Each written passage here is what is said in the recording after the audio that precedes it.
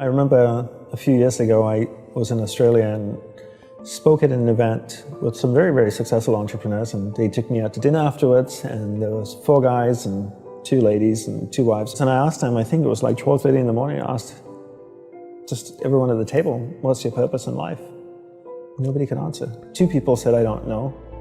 2 guys rambled on for 5 minutes, which meant they had no idea. One lady had no, one of the wives said, I don't know. The other wife started talking, and then she broke down and attacked her husband. Simple question, what's your purpose in life? No idea. What color is your tie, Brian? I think it's red. It's red, right? I mean, not very difficult to answer. But people don't know because they never spend any time with themselves. I always say, people make time for everything and everyone else in their life, but they never make time for themselves. If you go up to someone who you know and say, like, would you like to catch up for coffee? Let's do coffee. They're like, oh, I can't this week, but I can next week. How about Thursday, 7 p.m.? Perfect. I'll see you at this place. When was the last time someone is willing to take time out of their life to spend time with themselves? So if I wanted to get to know you, and we've had one dinner and had a great conversation, we're spending time here.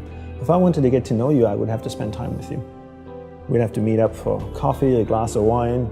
If I really want to get to know you, maybe we meet up once a week. Every Friday night, we go out for a glass of wine, we chat for a couple of hours. After a year, I'd get to know you really well, you get to know me really well. But it requires me spending time with you. So if you want to get to know yourself, you need to spend time with yourself. But in a way that you can inquire, right? So people say to me things like, oh, I walk my dog in the park, that's my time with myself. And you're like, no, it's not. That's you walking the dog. People go like, oh, I go for a jog, that's my alone time. No, that's you jogging, avoiding traffic, watching where you're stepping so you don't trip and fall over.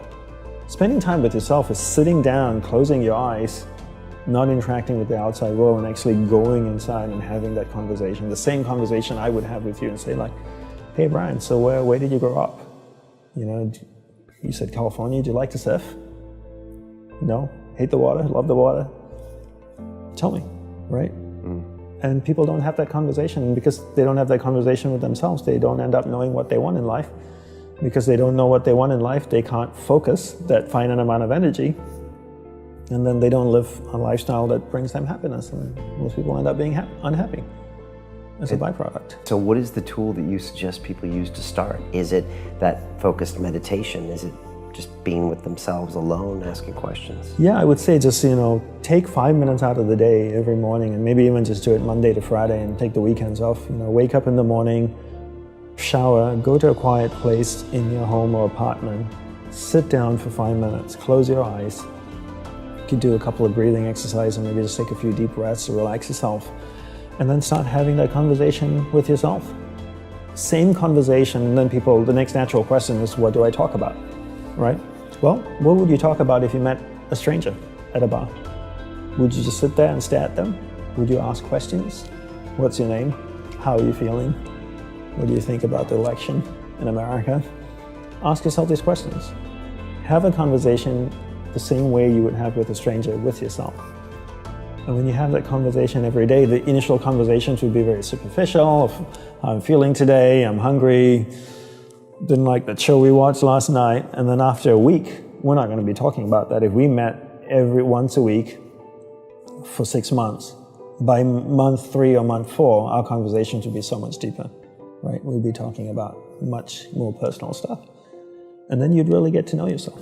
Right, and you're diving deep and just trying to find out what you really want, what motivates you. Right. Who you are, how you're treating the people you love. Exactly. How you're treating yourself. Right. And that conversation doesn't happen on day 1. Sometimes it does, but most of the time it doesn't. It comes after the 5th or 6th or 7th conversation, when you feel comfortable, when you can trust the other person with more deeper personal stuff. In the same way, you have to trust yourself too. Yeah, once you close your eyes and go inside of you, you realize that you're going to see things that you love and things that you don't love, and you have to be prepared for that. And most people can't handle that. They can close their eyes and go in and see all the things they love about themselves, but the things that are unpleasant makes them open their eyes and go, this is absolutely useless. I could definitely use my time in much more productive ways. And then they get up and they leave. That's the reaction when they kind of see something they don't want to engage with. Okay. Why am I sitting here? It's an absolute waste of time. I got a to-do list, I can go get things done. This is just a waste of time. And temporary temporarily feel better or feel like you accomplished a goal or something, when in fact you still don't know why you're here, what your purpose is, etc. Exactly. So in the same way, like you get to know someone you love, right? You see all the good things about them and all the not so good things. This is part of the package, right? But you love and accept them because you love that person. In the same way, you need to take that approach with yourself. But you can't know what you want until you spend time with yourself.